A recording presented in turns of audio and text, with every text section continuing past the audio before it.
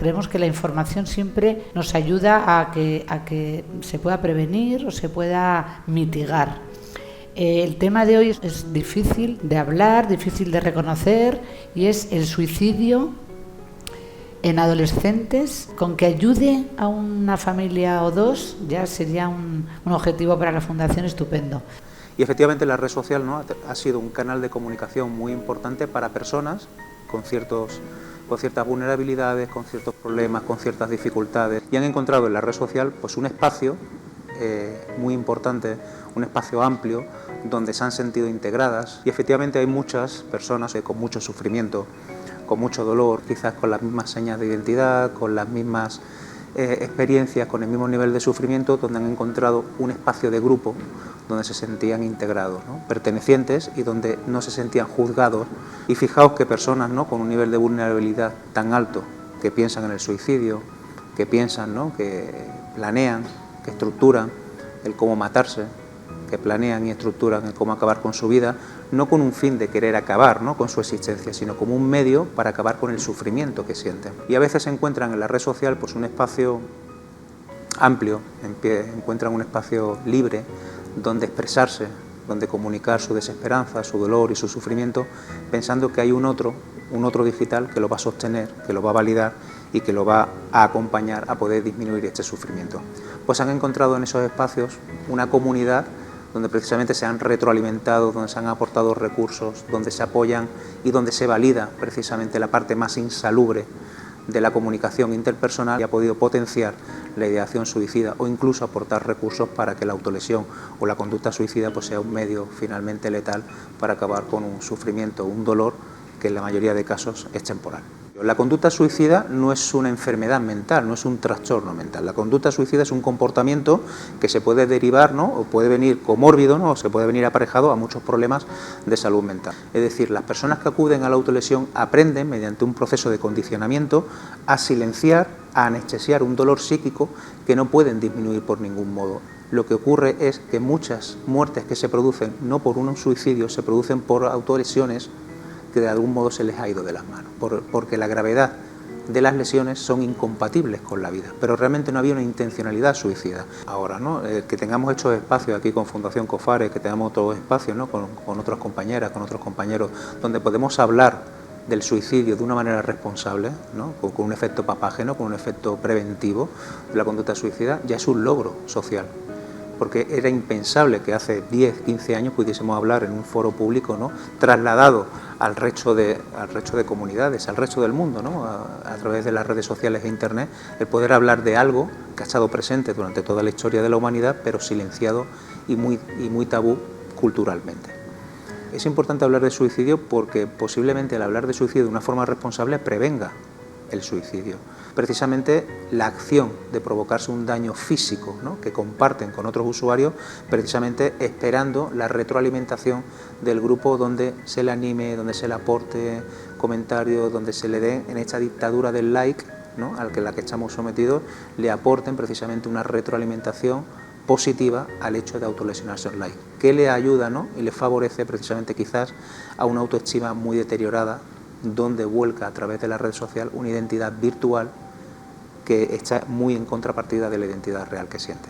Lo que hace es un fuerte canalizador de una autoestima digital que está muy empobrecida en lo real. Necesitamos alfabetizar emocionalmente a nuestros jóvenes dentro de la red social, porque la experiencia clínica, la experiencia educativa, porque la educación es la pieza clave de toda esta ecuación, nos viene a decir que nuestros jóvenes son analfabetos emocionales, donde a través de la red social, a través del lenguaje simbólico de la red social, ellos expresan sus emociones, pero tienen serias dificultades para poder hablar de ellas en un entorno como lo estamos haciendo hoy aquí con vosotras, para hablar precisamente de aquellos que les ocupan. Y es importante recuperar el poder de la palabra. Estamos viendo que en los últimos años, en el último año y medio, ha habido un aumento de la prevalencia de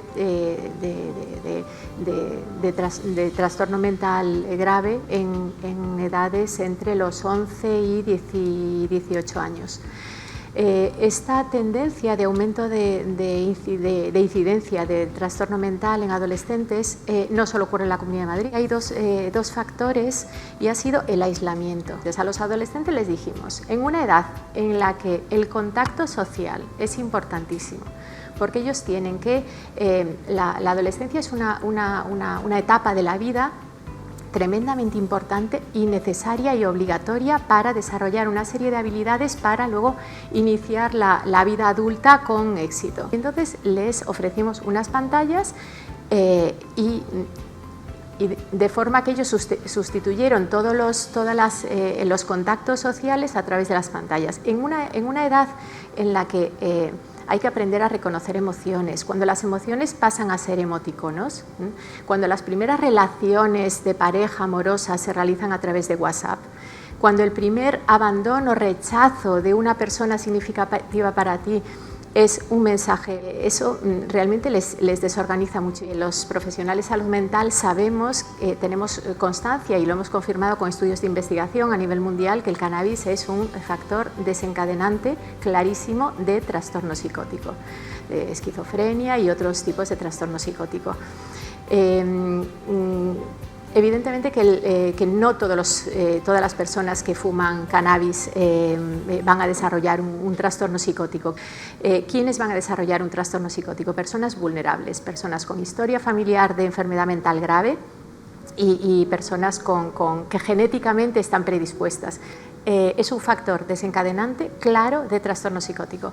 Cuando el trastorno psicótico ocurre en la adolescencia, tiene peor pronóstico y peor respuesta al tratamiento. ¿De acuerdo? Además de que no es lo mismo desarrollar un trastorno psicótico cuando una persona tiene 50 años, tiene una familia, tiene una carrera, tiene un medio de supervivencia, que cuando el chico tiene 14 o 15 años. Evidentemente es el cannabis es el tetrahidrocannabidiol, el THC, lo que provoca realmente lo que es una sustancia psicoactiva muy tóxica, ¿no? a nivel cerebral. Bueno, yo creo que es importantísimo, a mí me parece, ya que estamos hablando de redes sociales, a mí me parece que las redes sociales están afectando y perjudicando de forma importante la salud mental de nuestros adolescentes. Por el aislamiento que provocan. Daros cuenta que cuando yo le pregunto a un chico en la consulta, que viene pues, por un problema no muy relevante, lo habitual es que me diga que se pasa 6 horas al día, un chico de 9, 10, 11, 12, 13, 14 años, a partir de 6 horas al día delante de una pantalla. ¿Qué cantidad de cosas tiene que dejar de hacer un chico que tiene que seguir durmiendo? Bueno, deja de dormir, deja de hacer deporte, deja de comunicar con la familia, se aísla en su habitación, deja de ver a los amigos, deja de cuidarse de todas sus actividades de autocuidado hasta límites. No están pensados para ayudarnos en nuestro desarrollo personal. Seguramente algunos de los contenidos sí están pensados para que cada vez pasemos más tiempo y se consigue de una forma muy atractiva, pasando vídeos sin que necesitemos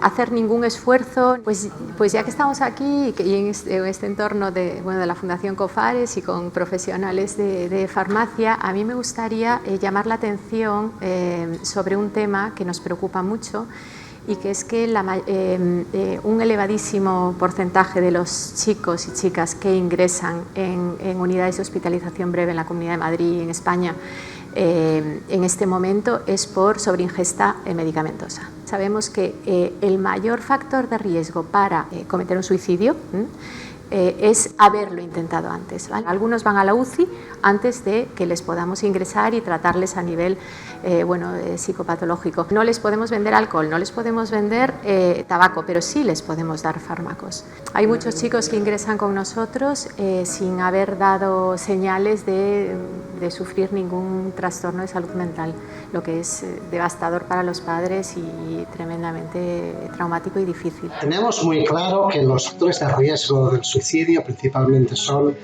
la percepción del joven de sentirse solo y de que no pertenece, la sensación de que no es importante para nadie y si no estuviera nadie le afectaría, y la tercera es saber que es capaz de suicidarse o que tiene medios a su alcance para hacerlo. y si pierde el miedo, el riesgo de suicidio es mucho más alto. Con lo cual, obviamente, para la prevención es hacer lo contrario. Lo contrario sería, primero, poner difícil el suicidio, por supuesto, acceso a las medicaciones, ayudarles, hacerles ver, ayudarles de que las conexiones con los demás, saber que hay otro para mí y yo para otros, que no nos sintamos solos y que nuestra vida pueda tener sentido. En segundo lugar, es también saber que este joven es querido, que sientan que nosotros les importamos, también pedirles cosas para que se sientan conectados en una relación interpersonal. Uno de los mitos o lo que implica todo este nuevo mundo tecnológico es que lo suponemos cuando están conectados que están con muchos amigos, y esto es un error. En el caso de los jóvenes y de los adolescentes, la comunicación por WhatsApp puede ser realmente dura.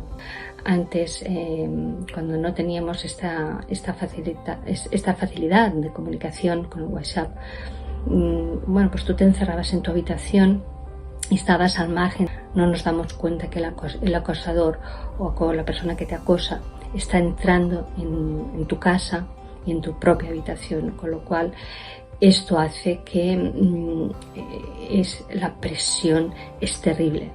El acosador, y esto lo sabe. Las personas suelen ser cautivas y esclavas, por así decirlo, de un chantaje terrible, que no pueden y a veces incluso se avergüenzan en poder comunicar en dónde han caído y cómo esta situación de desesperanza les puede llevar incluso a la ideación suicida. ¿Es fácil que un español ahora mismo denuncie o retire algún contenido o denuncie un delito?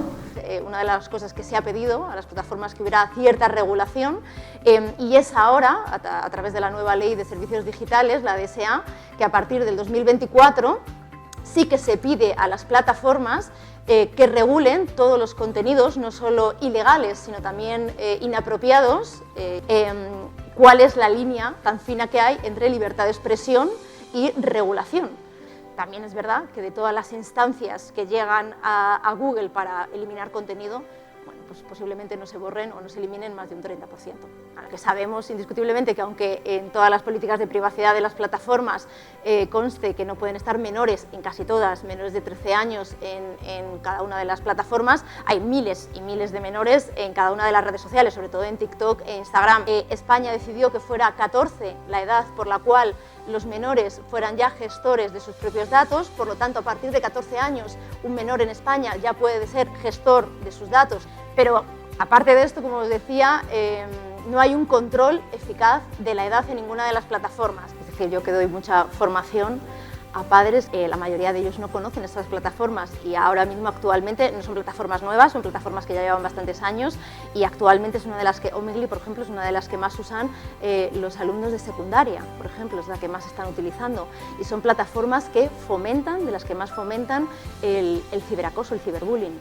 Es decir, son las redes sociales más peligrosas para ello. ¿Por qué? Mucho más que WhatsApp, sin duda, porque fomentan el anonimato. Es decir, dentro del claim de la propia plataforma, empiezan muchas veces utilizando este tipo de plataformas e incluso luego se pasan los datos personales, porque no tienen conciencia además de lo que es los datos personales, la huella digital, y se pasan el número de teléfono y luego empiezan a lo mejor a utilizar WhatsApp. Ya no es el hecho de enviarse contenido erótico, que puede ser una cosa que muchos adolescentes hacen, sino luego pues que cuando pueda haber una sextorsión, porque luego les estén chantajeando por el no hacer ese envío al resto de conocidos o personas del instituto, es decir, que luego hay peligros mucho más allá. Lo que tenemos que tener claro es que todos los agentes que estamos implicados en la educación de los menores, es decir, las familias, los centros escolares, todos los expertos sanitarios que estamos alrededor de los menores, las propias plataformas, tenemos que implicarnos en saber educar y saber orientar en digital a los menores. Es decir,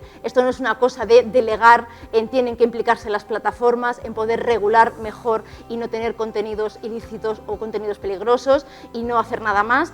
Entonces nos toca sí o sí sí adquirir ciertas competencias digitales. Lo que tenemos que entender es que cuanto más cerca estemos de ellos y seamos sus referentes, podrán venir a nosotros a contarnos eso que les haya pasado. Es fundamental, es hablar y hablar incluso antes de darles la tecnología. ¿A qué edad se da el primer móvil en casa? No puedes darlo antes de los 12 años o no puedes darlo antes de los 14 o la edad. Es decir, al final la edad apropiada solo la conoce cada padre y cada madre, cada familia, porque son los que mejor conocen uno a sus hijos, que además cada hijo es diferente porque tiene un grado de madurez diferente y luego cada familia tiene sus circunstancias personales. Entonces, lo que sí que debemos hacer todas las familias es hablar de tecnología en casa. Esto es lo que no podemos retrasar, igual que cuando decimos cómo prevenir que nuestros hijos vean pornografía y sepan enfrentarse a ello. Tenemos que hablar de pornografía, por supuesto, porque sabemos que los menores cuesta, sí, indiscutiblemente, pero sabemos que los menores cada vez antes están accediendo al porno online. Es decir, yo desde que eran bien pequeños les ponía vídeos, les hablaba de los riesgos, les conté lo que era el sexting, lo que era el ciberbullying, lo que era el grooming y cómo las personas pederastas, pedófilos podían acceder a ellos a través de las plataformas online. Pero hay familias que a lo mejor les entregan ya el primer dispositivo, como sabemos, con la primera comunión, que sabemos que ya es el regalo más regalado actualmente, sin ningún tipo de educación, y este es el riesgo. Los controles parentales están muy bien y hay muchos de ellos indiscutiblemente que son muy buenas herramientas. Custodio, Norton Family, Family Link, son herramientas buenísimas, sobre todo a edades muy tempranas, es decir, a estas familias que deciden dar el dispositivo a edades más tempranas, por las razones que sean, les pueden ayudar muchísimo, sobre todo para bloquear a lo mejor estos contenidos inapropiados que pueden encontrar en la web, que no puede nunca sustituir nuestra labor educativa. Entonces, al final, nosotros somos los que tenemos que explicarle pues, que a partir de después de cenar no se utilizan pantallas. ¿Por qué? Porque perjudica el descanso. Las redes sociales son maravillosas y, desde luego, ayudan muchísimo, no solo para poder comunicarnos, para poder aprender, para poder difundir. Es decir, que no solo habrá algunas, a lo mejor, personas o usuarios que ellos sientan que les aíslan, pero luego hay otras muchas personas que, al revés, que sienten que gracias a las plataformas y a las redes conocen a muchas más personas y lo hemos visto en la pandemia.